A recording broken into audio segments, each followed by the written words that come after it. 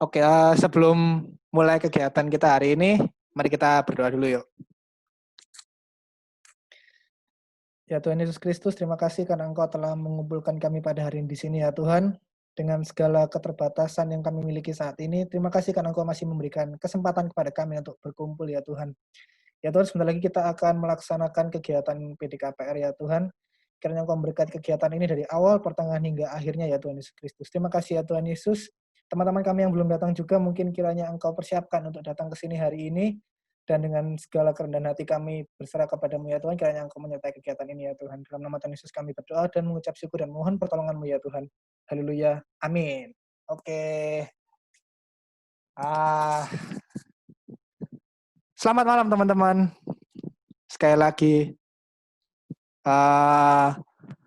hari ini kita udah sekitar berapa ya? 1 bulanan mungkin ya. 1 bulan dari tanggal terakhir itu tanggal 23 Mei kalau nggak salah itu sama Kak Firmanda. Itu terus ada juga Spasik, PD Spasik. Ada beberapa teman-teman juga yang ikut kan PD Spasik itu. Dan hari ini kebetulan kita dikasih kesempatan buat ketemu. Suara saya kedengeran ya? Terus saya ngomong lama-lama dengeran ya? Oke. Nah, kita diberi kesempatan juga ketemu hari ini tanggal 4 Juli 2020 buat ngadain kegiatan PDKPR. Nah, ngomong-ngomong soal ketemuan lagi pasti ada kabar-kabar baru nih dari teman-teman. Nah, daripada saya minta siapa yang mau sharing ya, saya kira-kira ingin bertanya-tanya singkat aja mungkin ya tentang apa yang udah terjadi selama sekitar sebulan lebih kita nggak ketemu loh. Tanggal 23 sekitar 30 hari ya, 1 bulan lebih lah ya. 1 bulan 1 minggu loh kira-kira kita nggak ketemu. Pasti kan ada kabar-kabar terbaru lah ya kira-kira dari teman-teman sekarang. Nah ini, dari siapa dulu ya kira-kira? Dari Kak Ira mungkin. Kak, halo Kak. Kak. Halo. Halo Kak. Nah ini. Kak, wajahnya nggak kelihatan Kak, cuma jidatnya toh. Agak diturunin Kak itunya. Lagi penuh jerawat, Nin. Oh gitu. Iya. Nggak apa-apa, tetap cantik. Pakai masker Kak kalau gitu Kak. Ya emang. Masker wajah kan maksudnya. Masker wajah ya. Iya. Oke, nah ini Kak Ira. Di tengah pandemi nih, mungkin Kak Ira mewakili yang sudah teman-teman yang udah bekerja mungkin ya. Di tengah pandemi dan sebelum pandemi sampai hari ini, kira-kira apa yang Kak Ira rasakan lah ya sebagai seorang pekerja Tuhan ya kan? Juga bekerja untuk menghidupi diri sendiri lah ya, paling enggak. Nah, itu kira-kira gimana, Kak? Rasanya gimana ya? Rasanya pasti beda. Karena kan kerja itu biasanya ngomong sama orang itu cuman modalnya itu kan pokoknya ngomong percaya gitu aja ya. Sekarang itu modalnya ditambah lagi, mulutnya harus ditutup masker gitu. Oh gitu, Kadang-kadang orang ngomong apa saya nggak denger gitu kan. Iya gitu, jadi agak malu-malu gimana gitu. Terus nanti kalau dibuka dianya tutup mulutnya pakai mulut sama hidungnya pakai masker. Ini apa yang salah, apa yang bau, jadi bingung gitu loh Bang. Jadi rancu lah ya teman-teman ya. Membias iya, ya maksudnya ya. Iya, jadi bingung aku. Kadang itu orang ngomong terus aku nggak dengar gitu. Kalau aku mungkin ngomongnya sama Wita atau sama Abang Gavin, mungkin Kak Ira bisa ngomong apa gitu ya. Tapi kalau ngomongnya itu sama orang yang lebih tua dan itu tentang kerjaan, itu rasanya ngomong apa itu kayak sungkan gitu loh. Jadi kadang-kadang itu diam aja gitu kan. Jadi ya agak apa ya? Ya kayaknya itu kita disuruh memahami gitu ya. Orang lain kan biasanya gitu ya. Kalau kita ngomong sekalipun Wita nggak ngomong harusnya Kak Ira tahu kayak gitu ya. Nah ini kayaknya diuji begitu, dicoba begitu. Harusnya saya ngomong pelan pun Ira ya dengar kayak gitu. Tapi kan nggak semua orang dengar seperti itu. Bedanya begitu aja. Telinganya harus lebih peka. Ya, komunikasinya lah ya ibaratnya ya. Dalam pekerjaan yang lebih sulit jadi komunikasinya. Benar. ya kurang lebih sama mungkin ya sama teman-teman yang lain. Oke, terima kasih Kak Ira sudah sharing ya kan kegiatan-kegiatannya Sama-sama. selama pandemi ini kurang lebih. Nah, dari kerja turun ya ke kuliah ini. Saya mau tanya ke Bro Ricky ya kan. Bro Ricky. Ya, Oke. Sudah connect kita ya. Oke. Rick, gimana nih Rick selama masa pandemi nih? Kamu sebagai seorang mahasiswa yang kritis ya kan, mahasiswa yang aktif, tiba-tiba kena pandemi, tiba-tiba jadi nggak bisa kemana-mana, tiba-tiba jadi nggak bisa jalan-jalan. Nah, dari sisi mahasiswa nih Rick, gimana Rick dari kamu sendiri? kalau dari sudut pandang mahasiswa gitu ya repot juga kalau belajar secara online, apalagi kan jurusanku kan banyak prakteknya daripada teorinya. Jadi ya agak butuh adaptasi yang cukup banyak gitu dari yang pelajaran di kampus jadi pelajaran di rumah kayak gitu. Terus Gitu ya. Terus kalau ini ulangan sama tugas nih, kan ini pasti jadi problem yang berat lah ya bagi mahasiswa. Nah, kalau dari kamu sendiri, jurusan musik ya kalau nggak salah. Nah, itu ngurusin tugas dan ulangannya itu gimana sih kalau di tengah-tengah pandemi kayak gini? kalau tugas yang tentang teori sih nggak bermasalah ya, lancar-lancar aja. Tapi kalau tugas yang kayak praktek gitu butuh perjuangan lebih lah buat kayak ngerekamnya, buat masukin ke YouTube-nya seperti itu.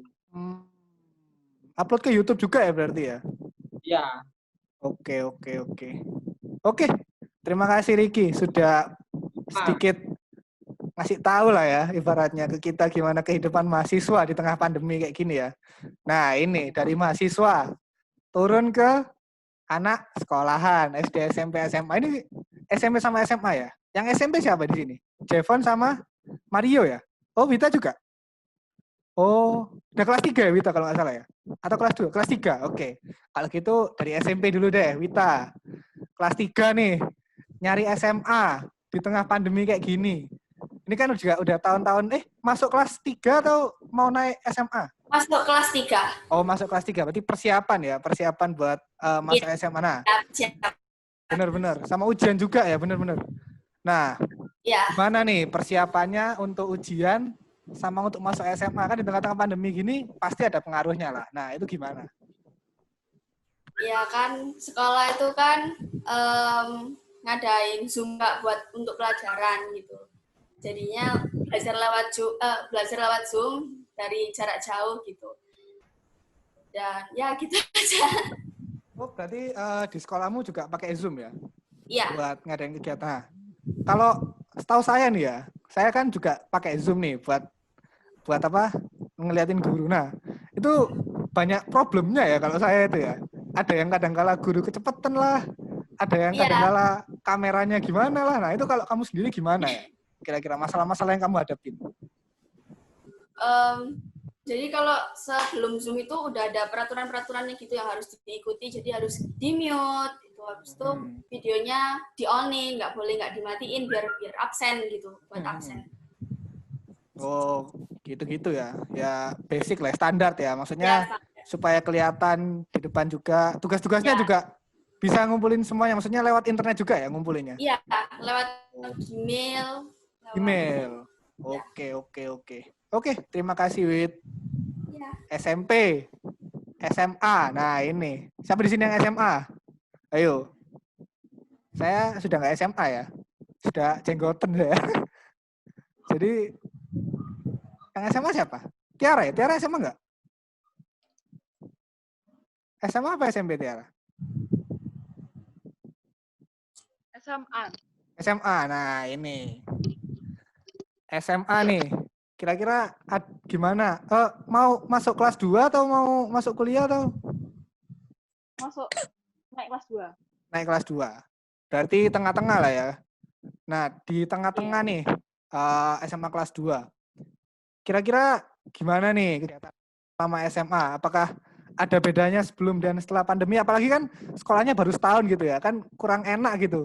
Ketemu sama teman-temannya kurang lama kan ya. Apalagi masa-masa SMA itu masa-masa yang sayang banget gitu loh kalau nggak masuk sekolah kan. Nah itu kira-kira kayak gimana kehidupanmu selama SMA ini di pandemi? Ya, waktu pandemi sih, kita kan kalau sama guru kan pakai Google Classroom. Nah, terus nggak pakai Zoom. Terus ya, kalau misalnya butuh sesuatu, kita juga teleponan sama temen gitu doang sih.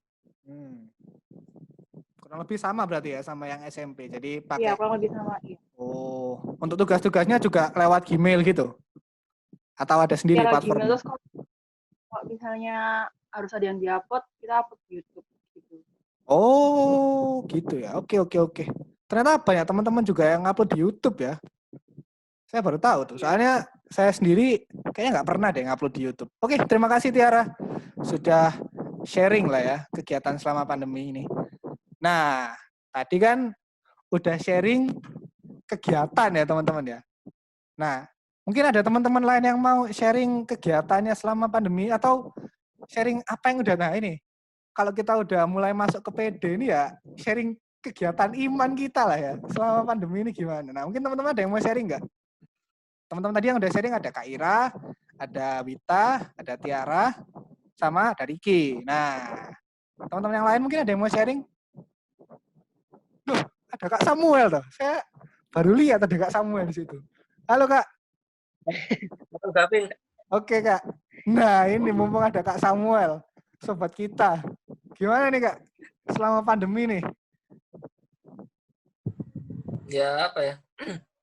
Ya paling yang dikangenin ya KPR langsung di gereja. Soalnya kan sebelum pandemi kan kita selalu lancar-lancar aja kan, maksudnya ketemu di gereja terus kumpul bareng cerita-cerita. Nah ini sekarang begitu kena pandemi gini sudah jalan berapa bulan ya? 1 bulan 3 bulan lebih itu nggak ketemu sama sekali, itu rasanya kayak ada sing aneh gitu loh. Aneh lah ya. Jadi kayak apalagi ini kan ya memang sih kita bisa ketemu kayak lewat online gini, tapi kan kayak kurang seru ya kalau misalnya kayak ketemu langsung. Kurang seru, benar. Ya, kendalanya di situ, tapi ya apa ya, kan kita harus selalu mensyukuri apa ya keadaan. Jadi kalau misalnya kayak gini nih kan pandemi ini sebenarnya ada manfaat yang bisa kita terima ya, kayak seperti mungkin selama ini sebelum pandemi kan kita selalu sibuk sendiri ya kan. Kalau misalnya kuliah itu kegiatan terus di kuliah, terus sampai kadang itu di rumah itu kadang jarang ketemu orang tua. Tapi setelah pandemi gini atau pas pandemi gini kan jadi lebih banyak di rumah, terus lebih banyak menghabiskan waktu dengan keluarga, quality time. Itu mungkin ya salah satu berkat yang harus disyukuri dari Tuhan ya, karena kan kayak yang kerja juga kan selama ini juga mungkin selama ini kerja terus sampai lupa kumpul keluarga, atau mungkin bahkan berdoa di rumah atau untuk renungan di rumah itu gak sempet. Tapi begitu pandemi gini kan jadi kayak ada lebih banyak waktu untuk kayak istilahnya merenungkan kembali apa yang kita lakukan itu, atau mungkin ya lebih mendekatkan diri kepada Tuhan ya, karena kan pandemi gini ini ya itu menyadarkan kita semua untuk itu sih, daripada kita harus bernesu-nesu atau kayak istilahnya mengeluh, lebih baik kita melihat sisi positifnya aja daripada berpikir negatif ya. Karena kalau kita berpikir negatif justru malah kita itu kayak semakin capek ya menjalani kehidupan ini, karena kan pandemi ini gak tahu sampai kapan berakhirnya. Tapi kita harus tetap yakin bahwa ya Tuhan itu bisa menghilangkan semua penyakit yang meskipun menurut kita itu gak mungkin hilang ya. Itu sih. Benar. Oke, luar biasa sekali teman-teman ya. Kak Samuel, terima kasih udah ngasih sharingnya. Intinya kita tetap beraktivitas seperti biasa lah ya. Di tengah-tengah pandemi, di tengah segala kekurangan kita, ya kita tetap bisa merasakan lebih-lebihnya kasih Tuhan, oke? Oke, terakhir teman-teman. Bukan masalah terakhir, intinya ada salah satu sobat kita yang mungkin saya jarang lihat gitu ya. Mungkin bukan jarang lihat, sering lihat. Tapi kali ini baru pertama kali saya lihat di Zoom bertemu dengan kita. Ini kita sapa teman kita. Halo Kak Velita.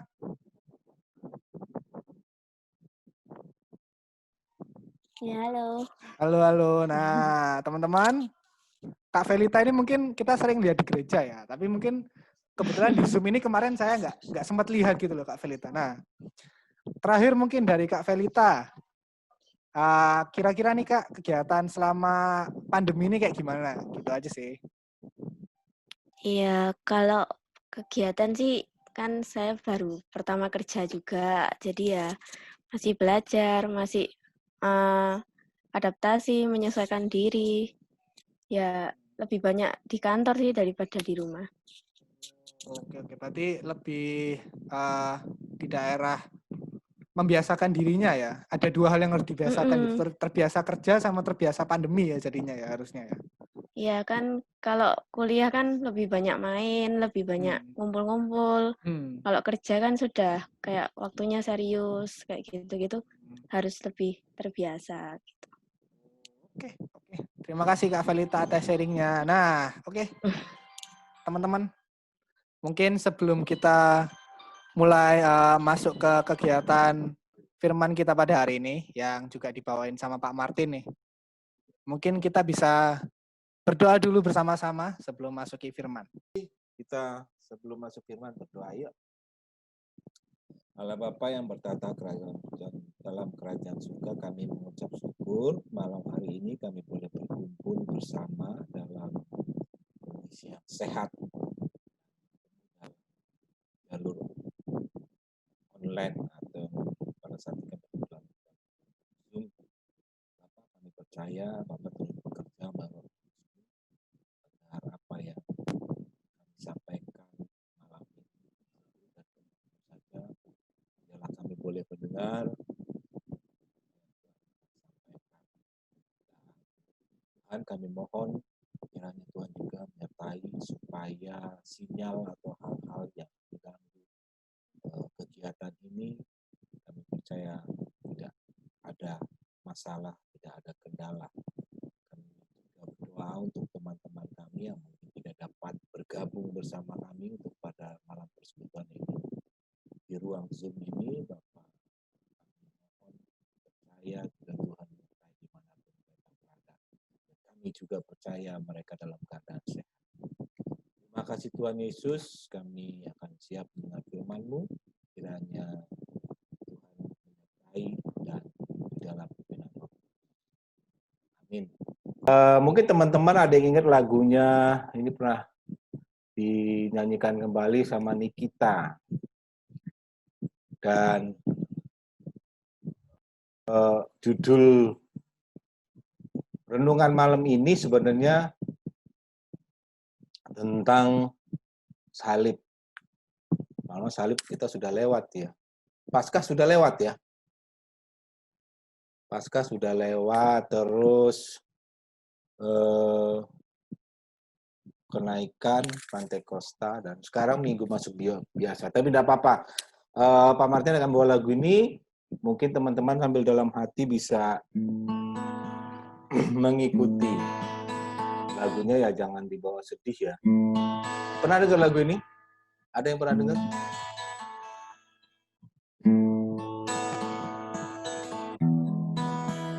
Hidup yang putus asa tak berarti, jalan dengan tanpa harapan, lalu tangga yang berlubang paku menjamah jadi hidup baru, dan kayu yang kasar mengubah jalan hidup yang penuh kegagalan. Ku puji Dia selama-lamanya. Sebab salib mengubah hidupku, dan ku yakin darah Yesus yang sudah mengalir di Kalvari. Bila zaman berlalu, dunia menderu, ku tetap pegang salib itu. Bila zaman berlalu, dunia menderu, ku tetap pegang salib Kristus.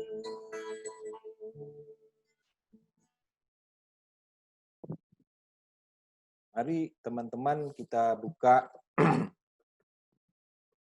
pegang Alkitab semua ya. Al-HP apa Alkitab? Mungkin ada yang pakai laptop, ada yang pakai Alkitab.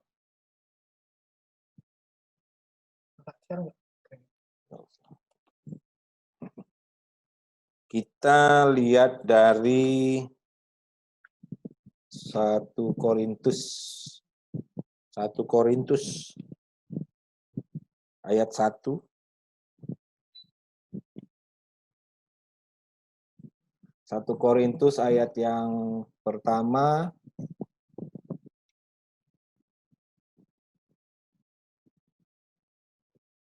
dari 1 Korintus 1 ayat 18 sampai 25.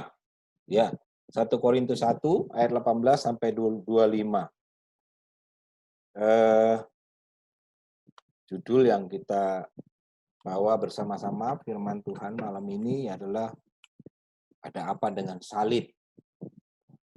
Mungkin makanya tadi sebelumnya Pak Martin sampaikan sebenarnya ini mungkin waktu Paskah ya dibawakan, tapi bukan menjadi alasan untuk tetap firman Allah itu firman yang hidup. Jadi kapanpun tetap kita bawa. Makanya Pak Martin awali tadi dengan lagu Ku Tetap Pegang Salib Kristus. Baik, mari kita baca bersama-sama, teman-teman nanti bisa ikuti ya. Hikmat Allah dan hikmat manusia. 1 Korintus 1 ayat 18 sampai 25. Sebab pemberitaan tentang salib memang adalah kebodohan bagi mereka yang akan binasa. Tetapi bagi kita yang diselamatkan, pemberitaan itu adalah kekuatan Allah. Karena ada tertulis, aku akan membinasakan hikmat orang-orang berhikmat dan kearifan orang-orang bijak akan kulenyapkan. Di manakah orang yang berhikmat? Di manakah ahli Taurat? Di manakah pembantah dari dunia ini? Bukankah Allah telah membuat hikmat dunia ini menjadi kebodohan? Oleh karena dunia dalam hikmat Allah tidak mengenal Allah oleh hikmatnya. Maka Allah berkenan menyelamatkan mereka yang percaya oleh kebodohan pemberitaan Injil. Orang-orang Yahudi menghendaki tanda dan orang-orang Yunani mencari hikmat. Tetapi kami memberitakan Kristus yang disalibkan. Untuk orang-orang Yahudi, suatu batu sandungan, dan untuk orang-orang bukan Yahudi, suatu kebodohan. Tetapi untuk mereka yang dipanggil, baik orang Yahudi maupun orang bukan Yahudi, Kristus adalah kekuatan Allah dan hikmat Allah. Sebab yang bodoh dari Allah lebih besar hikmatnya daripada manusia, dan yang lemah dari Allah lebih kuat daripada manusia. Ya baik teman-teman, kita semua mungkin pernah tahu bahwa atau di antara kita punya semacam yang namanya simbol ya, punya simbol apa, mungkin ada dalam bentuk bisa bentuk gambar, bisa bentuk dari bahan patung atau bahan apa, simbol-simbol yang lain. Dan pasti simbol itu punya makna, ya. Pasti kita juga tahu bahwa simbol itu akan diarahkan bagaimana kita tahu ada maknanya. Saat teman-teman punya simbol, misalnya apa sih? Ada simbol, misalnya simbol ini bintang ya, simbol apa, tapi biasanya kita diarahkan untuk memahami maknanya.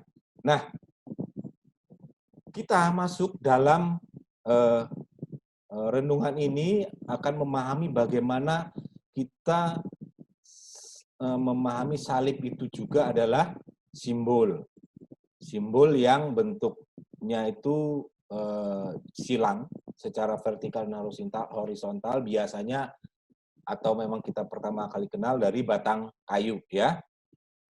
Salib berarti hukuman. Kalau pada saat Yesus masih hidup dulu itu ada bahwa hukuman paling hina pada penjahat itu, yang paling kejam itu kalau disalib, ya. Tapi bedanya kalau Tuhan Yesus itu bukan penjahat, ya, bukan karena melakukan kesalahan atau melakukan hal-hal yang apa namanya merugikan, katakan seperti itu. Dan karena Yesus saat itu menerima, dia tidak bersalah.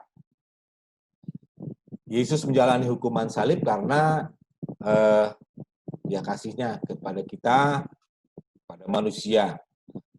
Makna salib itu biasanya berubah, kemudian kita bawa ke dalam iman Kristiani.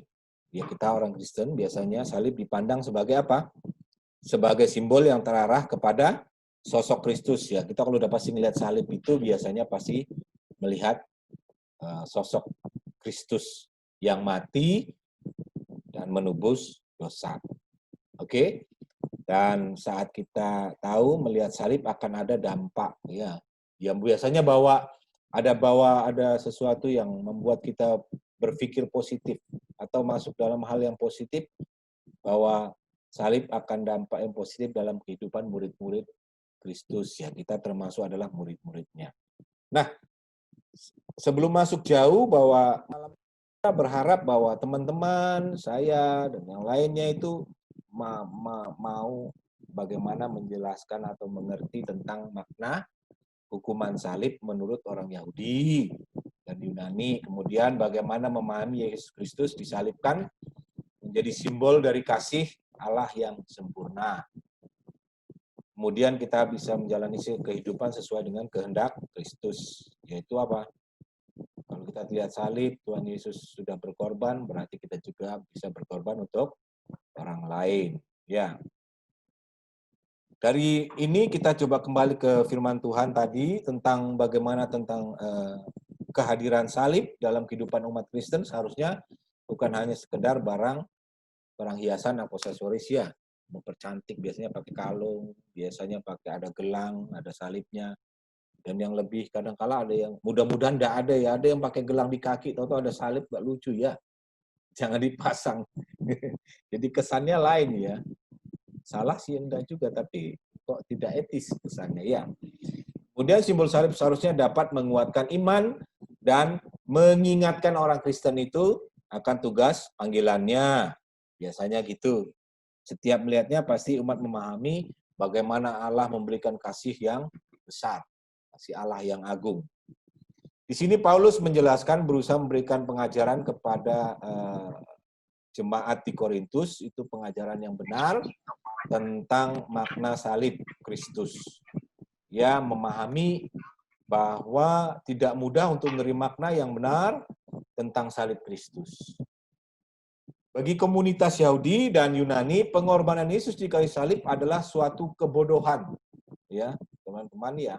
Jadi bagi komunitas Yahudi dan Yunani itu kalau pengorbanan Yesus di kayu salib itu, waduh, suatu kebodohan. Dan Paulus di situ menuliskan, sebab pemberitaan tentang salib memang kebodohan bagi mereka yang akan binasa. Kita lihat di ayat 18, ya. Sebab pemberitaan tentang salib memang kebodohan bagi mereka yang akan binasa, tetapi bagi kita yang diselamatkan, pemberitaan itu adalah kekuatan Allah. Di situ 18. Dan untuk menerangkan pemahaman orang Yahudi tentang salib. Itu sangat memegang teguh pengajaran kitab suci. Di Ulangan 211, kalau nanti teman-teman bisa sempat baca di suatu yang Ulangan 21, 22 sampai 23, di situ menyebutkan bahwa orang yang dihukum mati dengan cara digantung itu adalah orang yang dikutuk oleh Allah. Teman-teman bisa bayangkan itu. Orang yang dikutuk Allah itu dengan cara digantung atau katakanlah dengan disalib. Sementara bagi orang-orang Yunani yang sangat mengagungkan hikmat manusia, menganggap bahwa penyaliban adalah sebatas hukuman mati yang tidak ada kaitannya dengan makna kemenangan di dalamnya. Bagi Paulus, pemahaman berdasarkan hukum Taurat dan hikmat manusia, keduanya memang memandang salib Kristus itu melalui pikiran manusia, ya. Paulus mendorong kesadaran untuk mencari hikmat dari Allah. Ya, mengutip kitab Yesaya di 29:14 untuk mendasari pendapatnya, aku akan membinasakan hikmat orang-orang berhikmat dan kearifan orang-orang bijak akan kulenyapkan. Ya, itu kita kalau mengutip di Yesaya 29 ayat 14, nanti teman-teman bisa mencatat, membaca. Kemudian hikmat seharusnya juga membawa manusia makin mengenal Allah dan mengikut kehendaknya. Hikmat Allah itu yang menjadi pedoman dalam kehidupan mereka, sebab hikmat Allah lebih bermakna dari hikmat manusia. Sebab yang bodoh dari Allah lebih besar hikmatnya daripada manusia, dan yang lemah dari Allah lebih kuat daripada manusia. Itu Paulus menjelaskan di situ. Kemudian ada hal lain yang Paulus juga menjelaskan tentang salib Kristus itu adalah merupakan tanda keagungan kasih Allah. Manusia yang seharusnya dihukum karena dosanya telah digantikan oleh siapa? Yesus Kristus. Kristus tidak bersalah sedikit pun, ya. Namun dia mati dan ia mau memikul salib, ya. Ia mau memikul salib, kemudian mati itu. Mungkin dalam pemahaman manusia itu adalah kebodohan. Ya, maksudnya paham ya bahwa kadang-kala orang-orang di dunia melihat kita begitu mempercayai salib itu sesuatu hal yang bodoh gitu ya. Namun apa yang bodoh bagi dunia itu dipilih Allah untuk apa? Memalukan orang-orang yang berhikmat. Jadi apa yang bodoh bagi dunia dipilih Allah untuk memalukan orang-orang berhikmat. Kita lihat di ayat 27 ya. Yesus mendemonstrasikan atau Yesus memberikan petunjuk bahwa kasihnya itu kepada manusia dalam peristiwa salib. Melalui peristiwa kematiannya di Golgota, kemudian manusia mendapatkan apa? Kita sebagai pemuda juga mendapatkan keselamatan. Penjelasan Paulus tentang makna salib Kristus sungguh memberi makna baru atas karya pengorbanan Kristus. Kita sebagai pengikut Kristus diajak untuk membuka diri menerima pemaknaan ya. Setiap orang yang percaya kita pada pemberitaan itu akan mendapatkan keselamatan yang sejati. Syaratnya apa? Hanya percaya bahwa salib itu adalah lambang kasih Allah akan dunia ini. Dan apa yang bisa kita refleksikan dalam kehidupan kita? Ada banyak simbol keagamaan di dunia ini, ya. Kehidupan keagamaan banyak simbol. Simbol itu juga pasti punya tujuan untuk memahami umat memahami esensi imannya, macam-macam ya. Jadi kalau kita lihat saudara kita, biasanya ada simbol apa? Bulan sabit sama bintangnya di atas kubah masjidnya. Itu kita udah tahu, oh pasti. Ya, kalau yang Hindu mungkin ada simbolnya, yang Buddha juga ada. Melalui suatu simbol tertentu umat dapat mengekspresikan sebagai umat Allah dalam hubungan dengan Allah. Nah, kita yang perlu menghayat simbol ini yang ada dengan benar, sehingga kita sebagai pemuda dikuatkan oleh makna simbol yang benar-benar kita pahami. Tanpa itu simbol hanya sekedar pelengkap sia-sia ya, hanya untuk hias-hias kalau pakai kalung ya biar terlihat bagus, kalau pakai gelang biar terlihat bagaimana gitu ya. Jadi akhirnya hanya sekedar lambang tanpa makna. Nah, saat ini juga salib merupakan simbol utama dalam pasti kalau orang Kristen kalau biasanya kalau kita lihat orang pakai salib pasti kita percaya orang itu atau kita pahami langsung wah ini pasti orang Kristen ya. Kita bisa lihat hiasan, ornamen yang memiliki simbol salib. Dalam gedung gereja kita juga pasti ada ya, kebaktian ada di kebaktian pas ibadah itu biasanya kita bisa lihat salib. Kalau nggak ada kayaknya aneh gitu ya. Gereja kalau nggak ada simbol salib itu sepertinya kesannya aneh. Apa yang pemaknaan apa yang dimiliki kita sebagai pemuda bila melihat simbol salib? Teman-teman apa maknanya? Jadi para pemuda khususnya kita anak-anak muda perlu memaknai simbol salib itu harus dengan benar. Bukan sekedar sesuatu yang hanya dipasang saja, hanya disematkan di dalam di bagian tubuh kita atau di rumah atau di mana atau kelihatan salibnya besar gitu. Wah ini pasti kalau salibnya besar pasti imannya besar. Kalau salibnya kecil, imannya kecil enggak? Ada yang kecil imannya? Enggak ya. Jadi makna dari simbol salib akan mengaruhi penghayatannya kita sebagai pengikut Kristus. Pasti harus kita hayati. Salib itu bukan sekedar hiasan, bentuk kalung, gambar, tempel, rumah tadi yang Pak Martin sampaikan, tapi melalui salib kita sebagai pemuda diarahkan pada makna terdalam dari kasih Allah. Oleh karena itu kita ketika memakai salib, teman-teman, saya lah, siapapun lah, kalau sudah memakai salib itu ada terinspirasi bagaimana Allah itu mempunyai kasih yang besar, yang agung, ya. Terinspirasi seperti itu. Salib melihat waktu bukan melihat, mengingat ya bahwa Tuhan Yesus pernah mati di kayu salib itu karena kasih Allah. Dan kita juga pemuda khususnya menyadari bahwa peristiwa penyaliban Yesus Kristus itu harusnya ya dimaknai dengan benar pada masa kini. Tidak hanya berhenti pada emosi ya, emosi melakukan peristiwa salib, bukan juga sekedar menjadi informasi atau gaya-gayaan. Kita perlu memahami bahwa peristiwa tersebut sehingga dapat memberikan dampak itu dalam kehidupan kita sehari-hari ya. Peristiwa penyaliban Kristus itu menjadi simbol dari kasih Allah yang sempurna kepada manusia. Manusia seharusnya mendapatkan hukuman atas dosanya, namun karena Allah yang di dalam Kristus itu menjalani hukuman bagi manusia.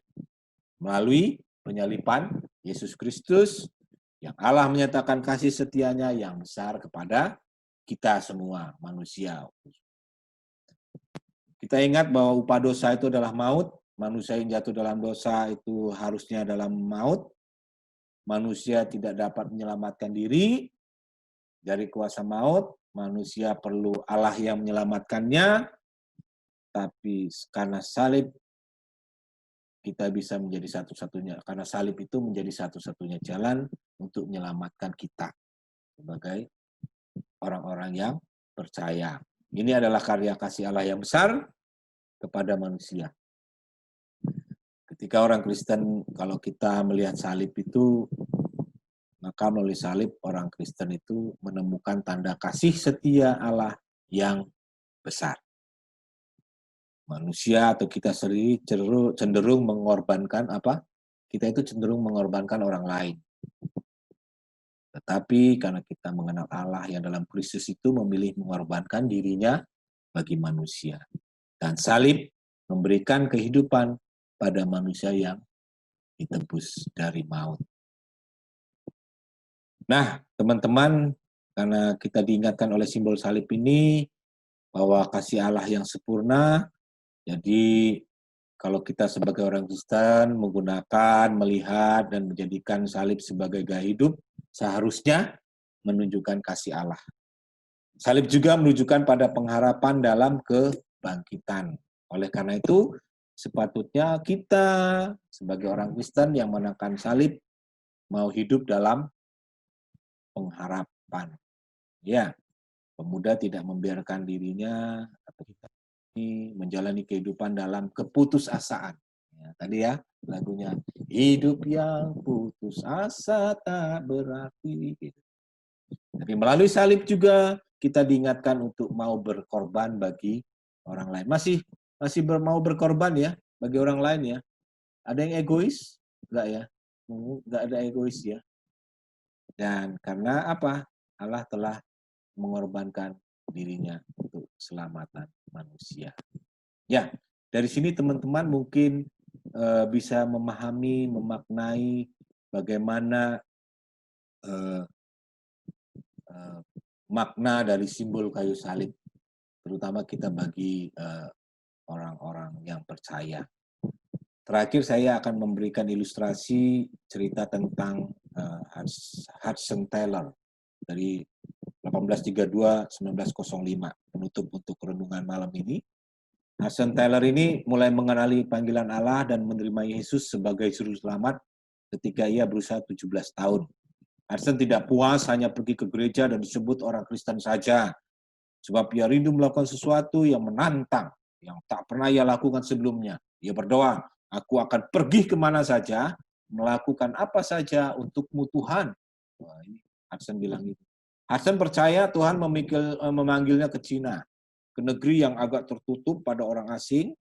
Dalam mempersiapkan dirinya terhadap tantangan baru, ia memutuskan pindah dari rumahnya yang nyaman dan tinggal di antara kaum miskin. Ia menolak tawaran uang untuk melanjutkan studinya.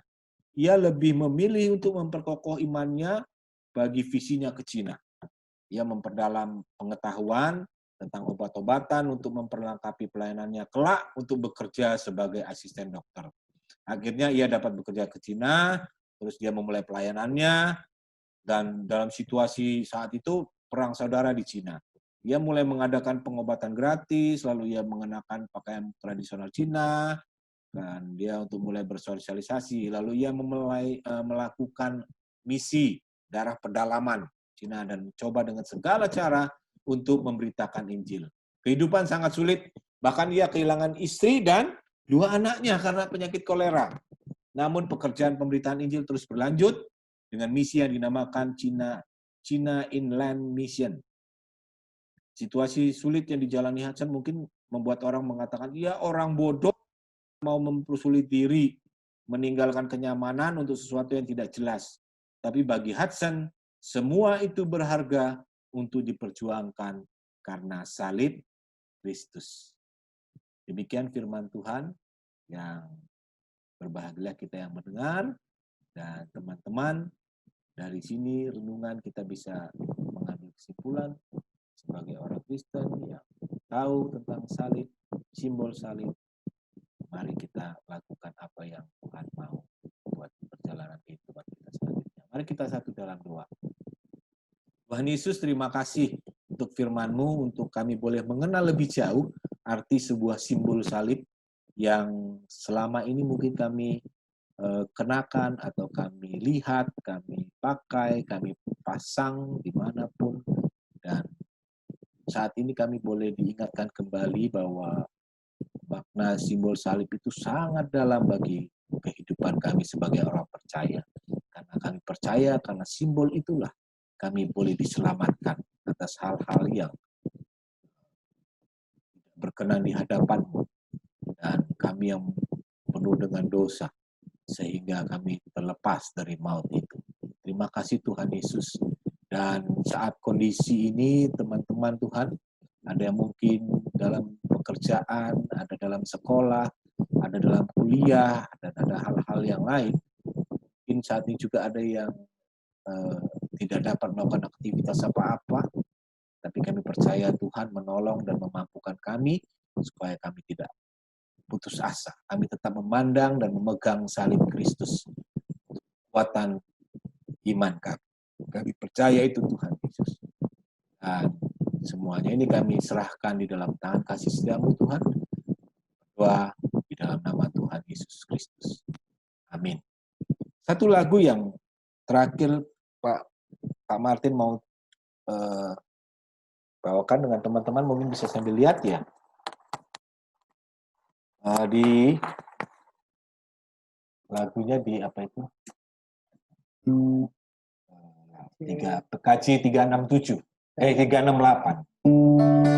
Padakah ya?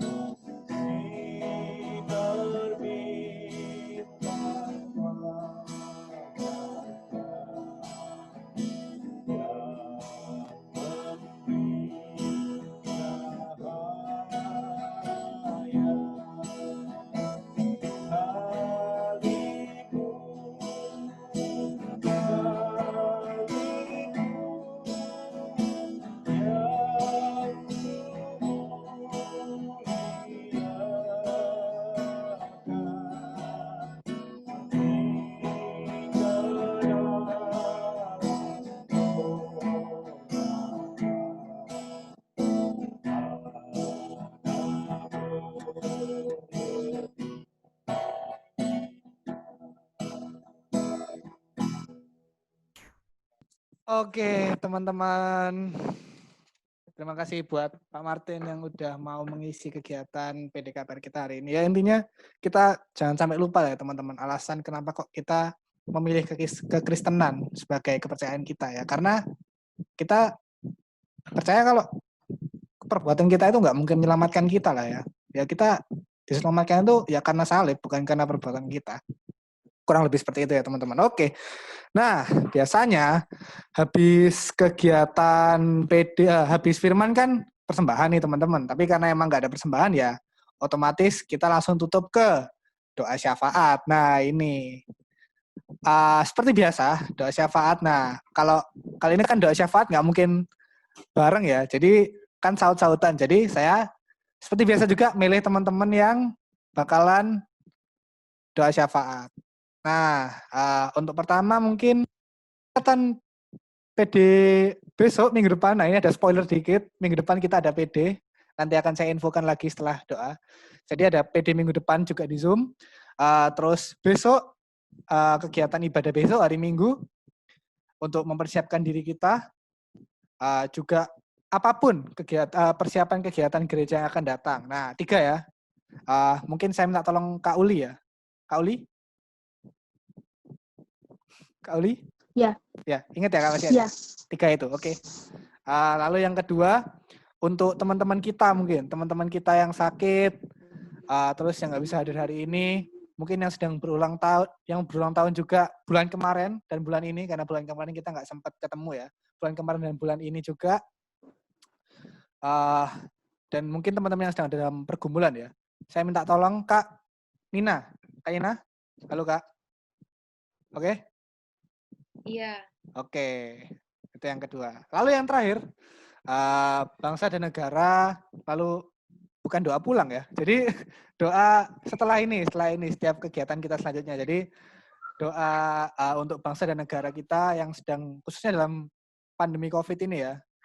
Bangsa dan negara kita, kemudian juga setiap kegiatan yang akan dilakukan teman-teman untuk berikutnya. Nah ini, saya minta tolong sama Sari aja. Sar?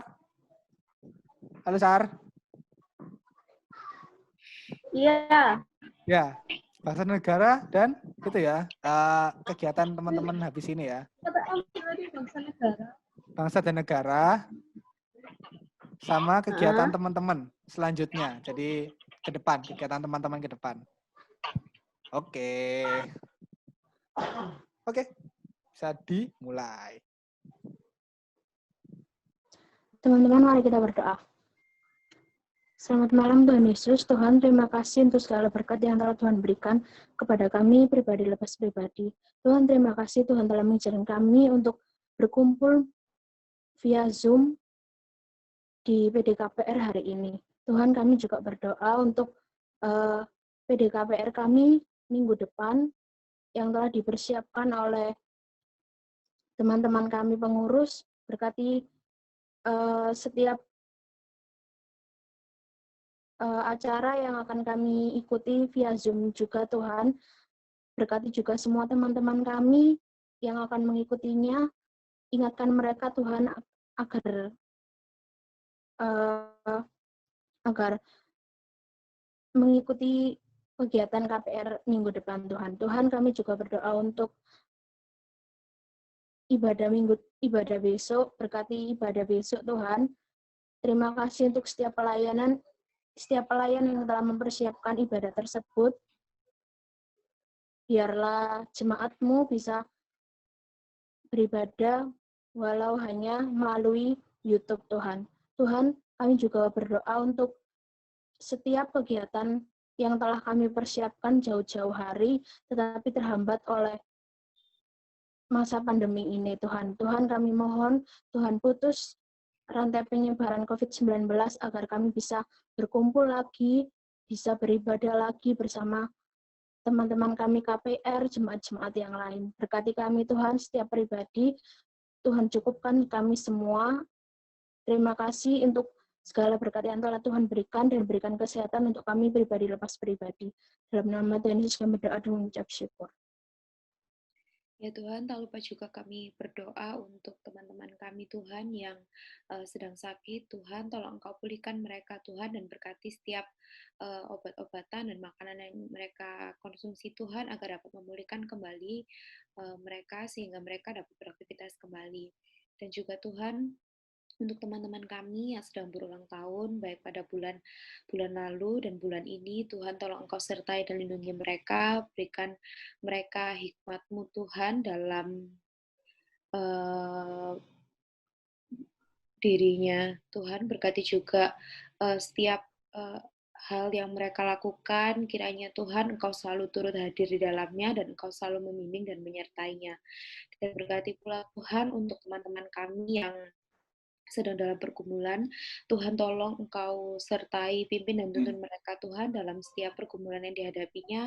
Kiranya Tuhan Engkau dapat selalu ada di hatinya Tuhan, dapat selalu menyertainya dalam setiap langkah hidupnya, dan berkati Tuhan agar mereka juga dapat selalu berpegang kepadamu. Tuhan, terima kasih atas penyertaan-Mu. Dalam nama-Mu kami berdoa.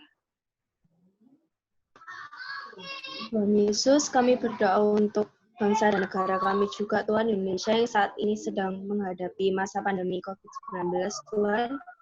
Berkati semoga kami semua, Tuhan, dapat bersama-sama menghadapi pandemi ini, Tuhan, dengan menjalankan apa yang telah diperintahkan oleh pemerintah, Tuhan, supaya pandemi ini dapat terselesaikan dan juga